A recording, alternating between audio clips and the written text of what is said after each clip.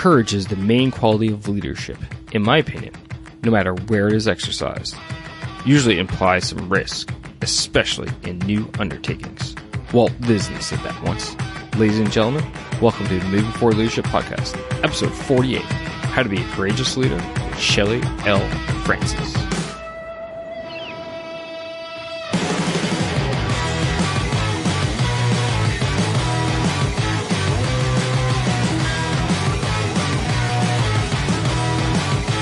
Hey everybody, it's your host and founder of the Moving Forward Leadership Podcast, Scott McCarthy, and welcome all to what I believe is the best podcast out there regarding all things leadership. It doesn't matter if you work big business, small business, not-for-profit, government, or heck, if you're even a state-owned parent. We all need leadership in our lives, right?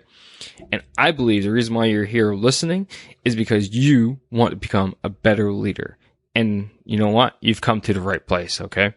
Because you know what? There are just too many bosses out there today. There are just too many people who are quote unquote bosses and essentially are just destroying everything, destroying their teams, their organizations, running people to the ground, just caring about themselves and the ultimate bottom line and not caring about the people who serve them and they actually serve in return. No, that's not what we're here for. We're here for the complete inverse. We're here to make the world a better place through active leadership. And what I do as my piece of that is go out there and find world-class guests who can come in and talk about their reflections, their experiences, their thoughts, and how you can be a better leader. And on top of that, I sprinkle on my leadership experience of over 20 years, with the bulk of it being in the Canadian Army, and help you and help myself even become the best leader we can be together. So that's what you're in for. Sound good? Let's do it. Doesn't? Oh, well, I guess you've probably already turned this off. Anyway, today's topic is all about courage and being a courageous leader, because you know what? God knows we need it. There are tough days out there as a leader. We all know it. If you're in charge of something, you know that there are certainly tough days and you need courage to get through it. I'll tell you, I've gone through pretty tiring week last week. It's a Sunday evening as I record this, but last week was tiring and I definitely needed some courage to get through the end of it. But here I am. I'm still here. I'm still good to go. And that's just the way life is. It's not all about roses and sunshine. Some days it's tough. And you know what? We need courage to get through the end of it. So that's what we're talking about today. And I brought in a really interesting and neat guest to discuss courage.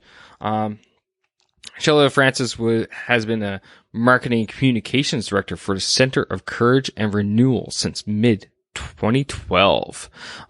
Before coming to the center, she directed trade marketing and publicity for multimedia publisher Sounds True Incorporated. Her career has spanned international program management, web development, corporate communications, trade journals, and software manuals. So it may not necessarily sound all leadership based, but guess what? It's all leadership based because of the experiences behind what she has there. All right. This year, February 2018, Shelly wrote, well, she didn't write it this year, but it's been released, The Courage Way, Leading and Living with Integrity. Okay. And I actually have a copy here sitting right in front of me. I'm looking at it right now. And guess what? One of you out there can get it for free, but you got to get to the end to find out how. Okay.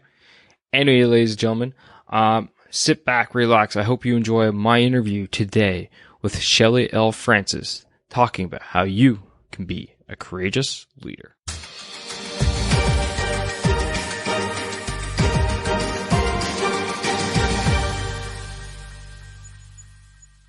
Shelly, welcome to the Moving Forward Leadership Podcast. Great to have you here. Thank you. I'm happy to be here. Been definitely looking forward to this show since I received your book in the mail, which very much thank you. I appreciate it. And it's definitely been a heck of an interesting read for me so far. Great. Well, it was fun to write. I'm curious to have a conversation with you.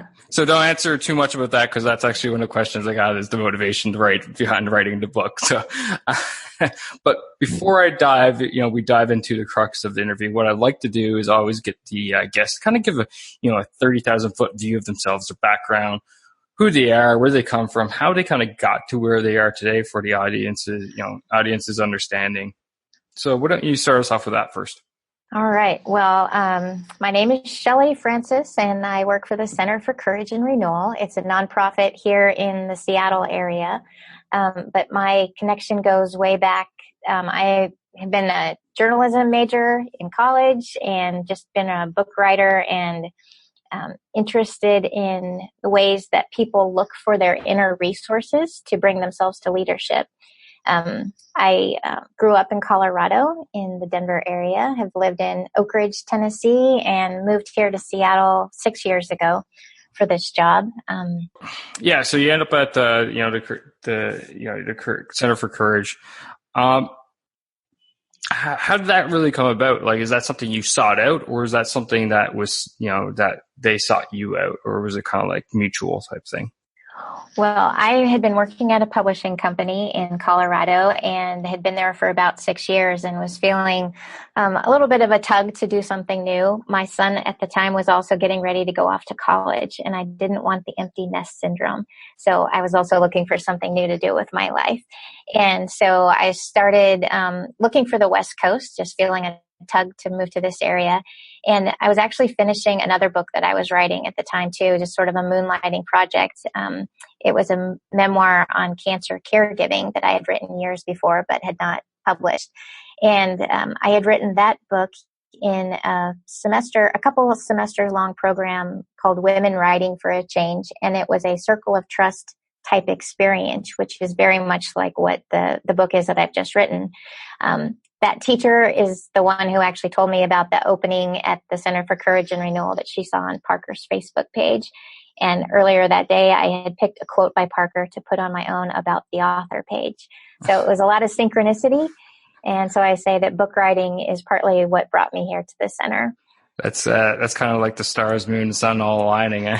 What timing? It feels like that. Yeah, it feels like it's just a really good fit for me. Oh no, that's great. And actually, it's probably one of the things you kind of hit on it in the book at one point, finding that right fit and finding the courage to do that. So my true first question is, what was the motivation behind writing the book? Obviously you were working for a nonprofit that's all about courage, but what were some of the other motivating factors for you to go out and write this? Right. Well, the Center for Courage and Renewal has been based on the writings and the wisdom and the speaking of our founder named Parker Palmer. And we were starting, we'd been around for about 20 years at that point and had heard a lot of stories about how people's lives had been affected by the practices that they had learned through the programs. And so we were trying to broaden our approach to say, what is our role in the leadership field, and what does it look like when people go through Courage and Renewal training and practices? How does that change the way they show up in the world? So we met with the editor who had been working with Parker Palmer for many years and started brainstorming a book.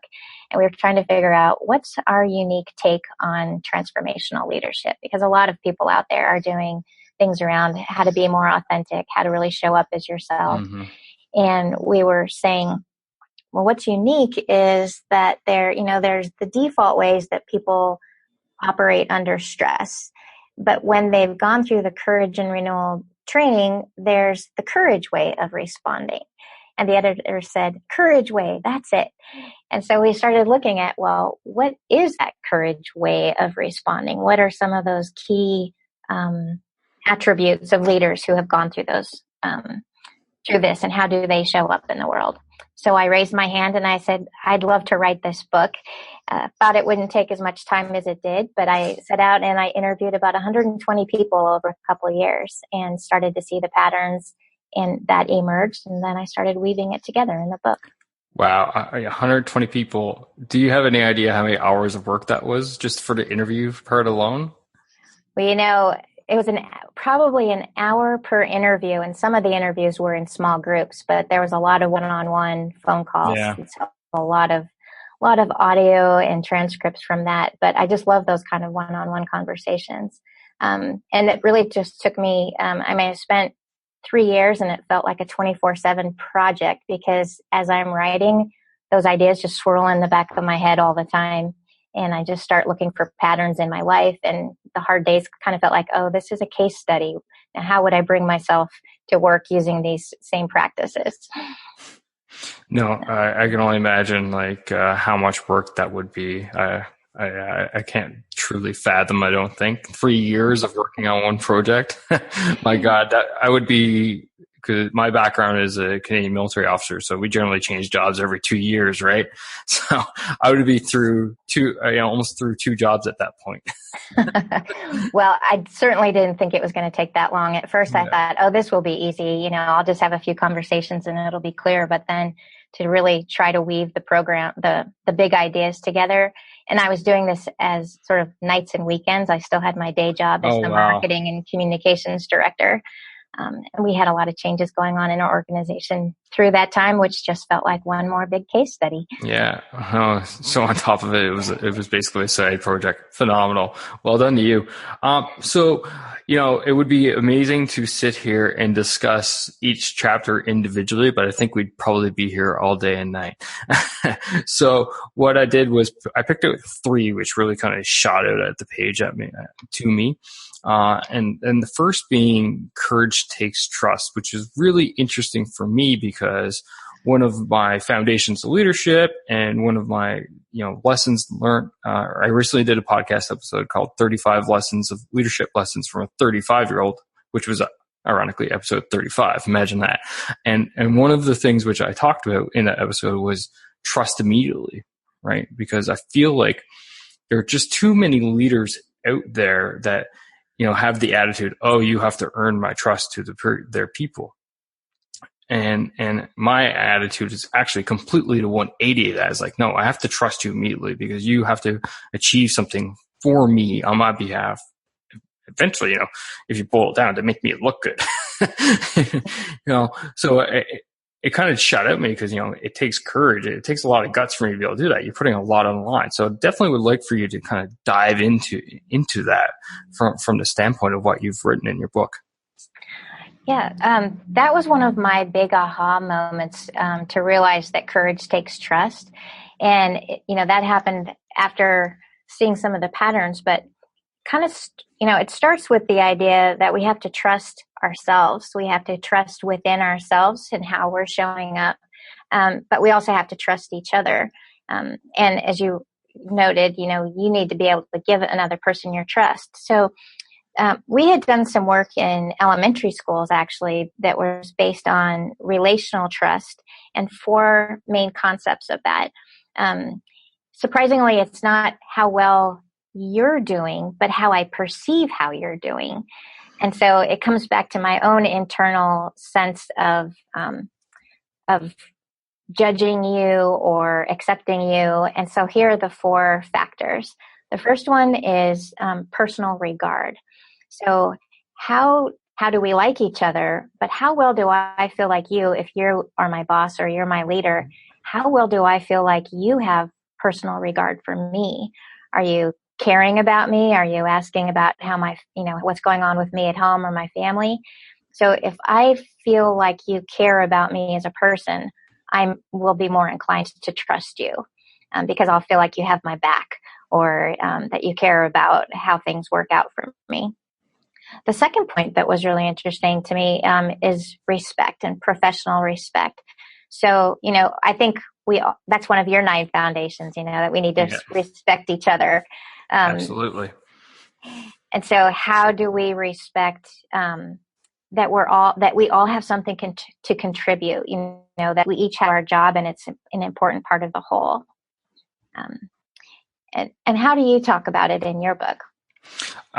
For the respect aspect? Mm-hmm. Yeah. So for me, respect is much like trust is an automatic given, right? You have to give respect. And again, I hate that whole cliched attitude. Oh, I take my respect or you have to earn my respect. No, like you kind of have to immediately give that, and you have to basically, set the foundation of a workplace that is the foundation is built on respect for each other, each other as individuals, and, our backgrounds, our job functions, whatever. It has to be a respectful environment, because in the end, we all rely on each other to get the job done. And if there's a lack of respect in the workplace, then it's just going to be conflicts. Things are going to break down. Sales are going to grind to a halt. Profits go through the floor. Yada yada yada. And it's just a big mess. And I as the leader, or you as the leader, or the audience listening to this as the leader, are just tearing their hairs out, trying to figure what the problem is. And if you boil it down, it's like, no, it's respect is missing. Yeah. And, we go back to personal regard too. And, does that ring a bell for you as far as, that personal attention or care for each other? Oh, well, military background, that's like one of the top things, right? That's one of the things you learn literally in boot camp. You're assigned something called a fire team partner, and wherever you go, they go. Wherever they go, you go. And you take care of each other, throughout your entire time in boot camp, and you make sure. And if that person messes up, you're paying the price for it, because you weren't looking out for them to make sure they were doing their job properly. And it ultimately lays the foundation for teamwork, right? And setting that foundation. Oh, I noticed he's, John over there can't keep up today. What's going on? Oh, didn't sleep good last. All right, I'll take care of that, task for you. And, you build that foundation. And again, it goes, respect and trust and all that kind of flows with it, right? Right. Yeah. It's that band of brothers thing, I've got your back piece. Absolutely. It's definitely not a TV show cliche, right? It actually does happen. And it, I'm talking about it from a military context, but it's still the same thing in business or nonprofit in your case, right? It still exists there. It's just in a kind of a different way. If you look at it, businesses, organizations, they all have tasks, they all have things to get done. And if you're working in a team environment and someone's not pulling their weight one day, maybe they didn't sleep well last night because the baby's up crying. Maybe they got marital issues at home you don't know about. Maybe they're a former military person with post-traumatic stress disorder, and they just had a relapse of some sort the day before, and they just have an off day. Well, you go ahead, you pick up their slack for them, because guess what? Maybe next week it's your. And maybe, when it's your turn, you hope that they have your back to help pick up your slack. And at the end of the day, the job gets done. Exactly. Right. Yeah. So go ahead. So kind of like to change gears now, and we kind of definitely hit on this trust and dive into the trust. What's your thoughts about the courage to answer your calling? Because I think as a leadership standpoint, that's one of the things that definitely brings out the best in leaders, is finding that ability to answer what they believe is their calling. For me, is this podcast and my website, building future leaders and current leaders. But I'd like to get your take on it. Yeah, well, this was actually the first chapter that I wrote in the book, even though it's chapter 7 in the middle. Oh, interesting. Yeah, it felt like this is where our work started. And one of the taglines for our organization is reconnect your soul and role, or reconnect who you are with what you do. And it goes back to a book that Parker Palmer wrote called Let Your Life Speak. And so a question is, how are you listening for the ways that your life is calling you to do the thing that you're meant to do at this moment? And it doesn't necessarily mean that you have the same job and that you're called to do that for the rest of your life, but what are the clues in your life that are kind of pushing you or pulling you one way or the other? And I think it's really common in leadership that we look for our strengths, especially, what am I good at? What have I always loved to do? Or what am I really interested in doing? A curious factor is, what am I terrible at? Or what are my limits? Or when the door closes, what is that telling me? So I'd be curious just to hear what some of your story is about how you came to do what you're doing right now. Yeah, it's funny. There's definitely more to it than what the surface is. It's not like one day I woke up and said, hey, I'm going to start a podcast and website. The funny part is I'll just kind of limit it to the podcast. The podcast originally just started as a pastime hobby. And I mean, very much bare bones pastime hobby. And it's like, oh, I'm going to start a podcast.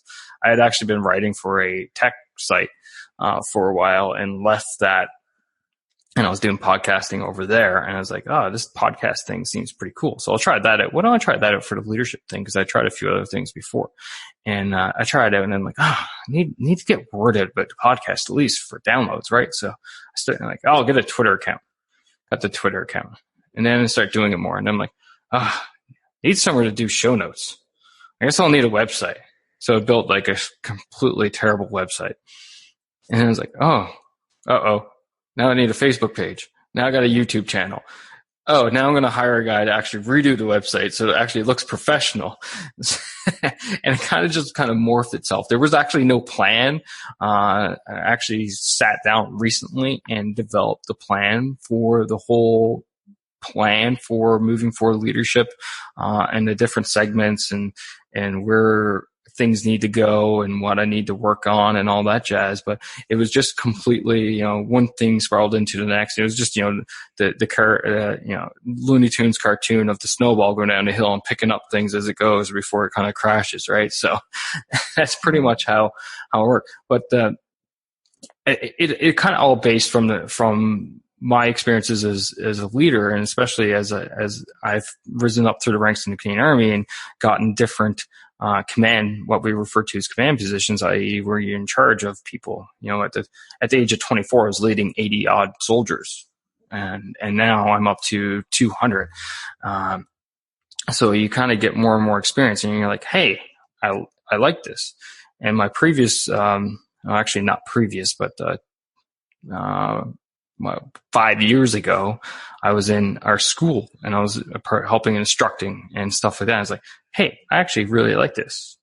I really like helping people learn and grow. And it kind of just spiraled from there, which kind of got the trigger going. So yeah, it's definitely been a little bit of a journey. There's more details than that, obviously, but definitely don't want to bore the audience too much with that today, because I'll probably end up talking about that on a later podcast episode for sure. Well, I love though that there's a thread that runs through your career, and it's like, the rope that you're taking with you, and not everybody can see that thread, but you have that sense of it going along. And the other thing I think is cool is, the word for calling, another word is vocation. Mm-hmm. And that comes from the Latin word voice. And I think it's like, what are you giving voice to, or what are you bringing your voice to where you have passion and energy? Mm-hmm. And by being a podcaster, it's clearly about your voice. It's really cool. That's great. For the listeners and leaders out there, were there some common themes that you picked up on how people actually figured out, ways that they figured out how to answer their calling? Or did it kind of seem to be, just happen, or was different for across the board? Well, I think that oftentimes it happens out of a crisis, almost, of feeling like what's not working for me right now? Why am I not satisfied with my work? Or, at times of transition, it can be either you've just received a promotion, or things have changed, or maybe your spouse has moved and you need to replant yourself under different circumstances. So I think times of transition are when life is telling you it's time to do something new, and you can either struggle against that, or you can open up your heart and try to figure out what do I have courage to do, or what is it that I'd really like to do that I haven't had the courage to do up until now. So I think there's a lot of reflection that went into, the people that I talked to actually came to Courage and Renewal programs a lot at times of transition or times of upheaval and stress. And part of what they looked back at was their kind of the stepping stones of their life and career to try to see some of those big patterns and discern what's the world or what's my life calling me to do next. And this might be a segue to another topic, but a lot of people joked that the courage to lead was actually the courage to leave, with a V, because they realized that they had outgrown the position where they were, and it was time to go on and grow somewhere else.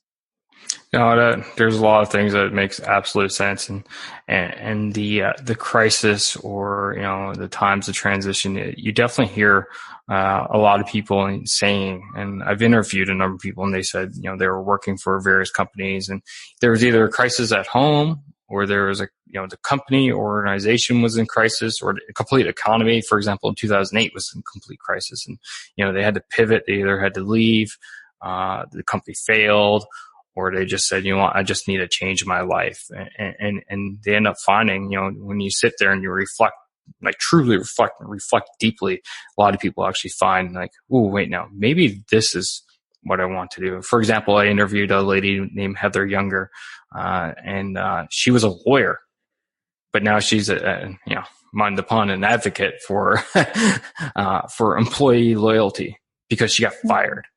Her company, right? So it's just, she found her calling, and now, she's doing great books. She has her own, or she's doing great work. She has her own book about employee loyalty and how to retain employee loyalty in organizations. And she does workshops, and very much similar idea as what I'm working on here.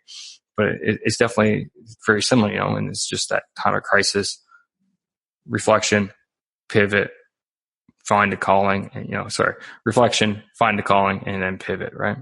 Yeah. I definitely like the segue that you kind of mentioned there, because the final chapter I'd like to go over is the courage to stay or leave, which is definitely something which popped out to me as interesting, because when the show airs, I will actually be really deep into transition mode. My tenure in my job will be coming to an end probably within 2 months after this airing, and I'll be very deep into preparing to hand off my squadron of 200 soldiers to the next commander. And for me, my take on this is I want to make sure that this person is set up for success, because all the work that I've done over the past 2 years will go down the drain if not. But I definitely would like to get what your take on, and what came out of the book for you, your interviews, which eventually went into the book for you. Well, so this is the final chapter in the book, and I had one person who was helping me do some reading and editing going, are you sure you want to end the book that way? But it kind of makes sense, though, because at the end of the day, we all leave our organization. It doesn't matter. We don't stay there infinitely. So it kind of really to me, it makes sense to end the book that way. For sure. Yeah. And, we, in a way, we leave something every day. We leave the day behind, or we leave the troubles behind, or we're looking for when we know it's time to move on. And a lot of the stories in the book were about leaders who had found ways to grow in their current organization and stayed a long time. So this chapter does focus a lot on leaving, but also on leaving well, which I really like. The first aspect of it is, how do I know when it's time to go? And there's a little segment of a poem that's answered by when I have to grow or die. And the title of that poem is Pot Bound. And you think if you've got potted plants and they've just outgrown their pot and their roots are just all tight and you can just see it's not thriving anymore. And then you take that pot or that plant and you put it in something a little bit bigger, and all of a sudden it has this growth spurt. And so I think that we can sense into our own lives when it's time to grow, where you feel like, gosh, maybe I've learned just about everything I could out of this job, or maybe I don't see upward mobility or something different to do. So that's one time. That's one thing. And, you talk about just sort of a cycle of your own careers, like every 2 years or so, you get a new assignment. Yeah, pretty well every 2 years. Yeah. Well, one of the people that I interviewed was talking about, the first time that he left his job was when the stress of the job was taking a toll on his health, and physically he just wasn't very healthy. But then he got an offer to go to a smaller business that looked, on the surface like his resume would be a downward choice, because he wasn't going to have, a multi-million-dollar budget. It was going to be much smaller. But he was just intrigued by an opportunity to he's saying, why would you leave this? You're successful and you're on the fast track. And he said, but it just felt like the right thing to do. He realized he wasn't cut out for high stakes type of corporate business. He realized that small, mid-sized companies were more his style. And so he was at that company for about 8 years and felt like he'd learned a lot and realized, you know what, I'd actually like to own my own company right now. And there's nothing wrong here. I'm successful, but I just got an itch to do things my way. So he took the risk to sink all of his money into buying a new company. He and a couple of people, business partners, one of whom eventually became his wife, which is pretty cool. They made a great dynamic duo. Yeah. But what I liked about his story is, there was nothing to be resolved except that he wanted to grow. So it felt like a good way to do it. Yeah, for sure. And obviously that's one of the benefits for my life, right? We generally continue moving on to new challenges, different challenges throughout our career. So, that whole need for a new itch kind of gets resolved internally. But at the same time, I could totally understand why people after a while would feel that way for sure. Because, now at 18 months into a job, I'm like, starting to look forward towards the next one type thing. Unfortunately, this current job is way too busy for me to be able to do that. So I haven't gotten to that point yet. But that is definitely, the bonus to the way we do business. However, what we give up in doing it that way is that we give up the ability to keep a lot of corporate knowledge at the, what I would refer to as the ground level organizations within the whole forces, right? The corporate knowledge just doesn't stay long. At best, you'd probably be like looking at a cycle about 4 to 5 years of some form of corporate knowledge staying within an organization before it disappears completely, just based off the rotation of personnel, which you don't find generally on civilian street. So it's definitely a give and take there on the way we do business. But it's, I can see how leaders, it would take a lot of courage to decide to lead or not, because, you're giving up what if you leave your organization, you're giving up the security, you got a good paycheck coming in, but the benefits, whatever. And then all of a sudden it's like, I'm going to go on this whole new venture and dive in and we'll see how it goes. Right. Right. So it definitely, I can understand, and taking a lot of courage, but at the same time, the opposite's true as well. To stay, it takes a lot of courage. If you're in a job that you're like, I don't know, I might get the promotion next year, I might not get the promotion next year. There's this other opportunity that's there, but it's a downward move as the example you were given. And then it's like, it's kind of like, you're in a catch-22 almost, right? Right. So you kind of have to ask yourself, like, what are the rewards of going? And, it might not be money right away, or it might be a sense of more independence, or just that it feeds that need to do something new. Mm-hmm. But, that sense of how do you know when to risk staying? Because sometimes you just get so sick or tired, like literally you feel sick and tired of just how hard it might be, because there's struggles ahead or just things that don't work out. But it takes a lot of courage to stay in the game and work through those hard conversations, or work through those long haul questions around what should we really do with our strategy, or how are we going to get through this shift of changes that we're going through. Yeah, for sure. And I talk a lot about taking care of your people and your organization and making sure they're taken well care of before you take care of yourself. But ultimately, you do have to take care of yourself first, to the point of, making sure that you're, one, physically healthy, two, mentally healthy, right? Those two important things. If they're not in line, not in check, as we like to say, you can't help anybody if you're not good to go in that type of sense. So if you have to really reflect, and if, like the example you given, if you're having so much stress that's causing you physical pain, then maybe it is time for you to reflect and decide what, if staying is the best option for you. Shelly, thank you so much, for sending me the copy of the book. It's definitely a great read, and two, taking time in your busy schedule to, come and talk to me and the audience here at Moving Forward Leadership. at this time, I got one last question for you, which I ask all my podcast guests, and that is, according to you, what makes a great leader? Well, that's a great question. I would say I would have to go with a leader who knows who they are deep inside, who can lead out of their own values.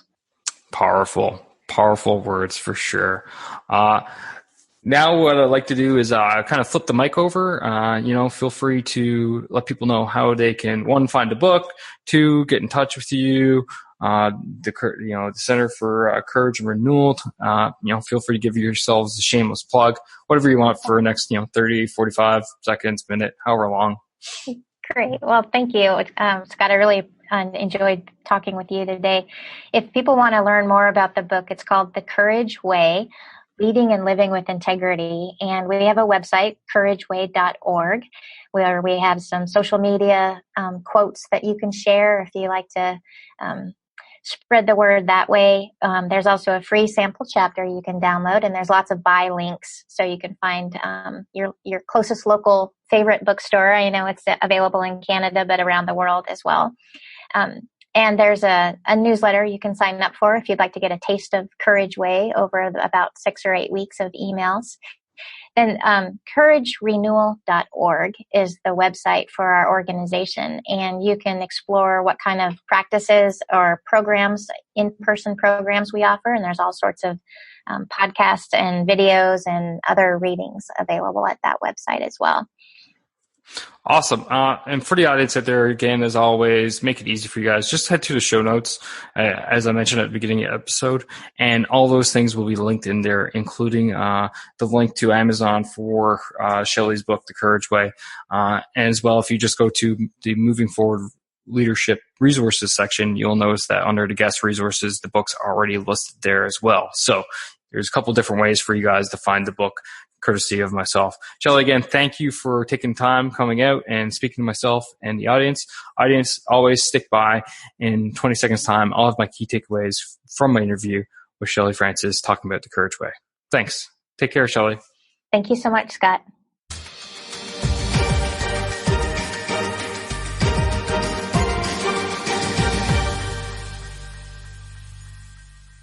Hey everyone, I hope you enjoyed that interview there with Shelly. I certainly did. It was definitely interesting. I got the mic flipped over at me a couple times there and put on the hot seat, but it's all good. Thank you, Shelly. Thank you for coming out. And again, thanks for everybody for listening. So just a few key takeaways, then I'll dive into how you can get your copy, win your copy of her book, The Courage Way. The first key takeaway is perception is reality. And I think I've talked about this a few times throughout the podcast if you've been listening from day one. And basically what we mean by that is how you perceive something or how someone perceives something about you is their reality or your reality, right? General Rick Hillier, former Chief of Defense Staff for the Canadian Forces, wrote his book Leadership, which you can grab at the resources page, by the way. And he has a full chapter on this whole concept of perception is reality. Basically how people perceive things is their reality of it. So you have to keep that in mind. If you are being perceived as being courageous, then people believe you are courageous. If you believe that a certain situation requires courage, then that certain situation does in fact require courage, okay? So think about that and try to apply that in your day-to-day life now. The second key takeaway I got was listen to the clues that are either pushing you or pulling you. And we were basically discussing this when we were talking about the power to stay or leave. And it's so true. And, there's so many things out there. You just kind of have to look inside yourself and look at the situation around you and what's going on. Is this where you want to be? Is this the situation you want to be in? Or is this the situation you want to be leading your people? Or is this the situation that people want to be in, and have you lead them? I know it seems a bit complex, but at the same time, think about it, right? Listen to those clues, start putting together and do the analysis to determine how you want to go about in moving forward and dealing with the situation that basically requires you to courage to make a pretty large decision, okay? And then the final key takeaway I got, which was something she said, which I thought was really neat. We leave something every day. We say goodbye to something every day. And it's true if you think of it. It could be as simple as $2 when you went to Tim Hortons here in Canada to get a coffee. Or maybe you're saying farewell to a loved one. And everything in between, right? Every day we're leaving something. So you have to look at it that way, and then you kind of get used to it, and it becomes more natural, and it doesn't take so much courage to finally say farewell to your team, your organization, and to move on with something else in your life. So those are my key takeaways from today's episode. I'd like to know what yours are, though, so feel free to shoot a message at me in various social media platforms or email. And this is how you have the opportunity to grab the copy of Shelly's book, The Courage Way. And all I need you to do is just shoot me a screenshot or a picture of you listening to this podcast episode. And feel free to hashtag it lead don't follow. All right. LEAD don't follow. And what I'm going to do, I will be checking out for the next month. So this episode releases on the 6th of June. If you're listening on 6th of June, awesome. You're listening right away. If you're listening on to the 10th of June, you could do boo better. Just joking. Anyway, so from the 6th of June till the 6th of July, I will be checking out tweets and emails and all that jazz. Just, feel free to reach out to me however you want with your screenshot. And then what I'll do is I'll message you back via the way you've messaged me with it. And I'll let you know if you're the winner, lucky winner of the book, and we'll set up the shipping for it, okay? Again, it's pretty simple, folks. Just take a screenshot of you listening to this podcast episode, or really any Moving Forward Leadership podcast episode. I don't care. It could be this one, could be another one. Just show me that you're listening, and hashtag it with lead don't follow.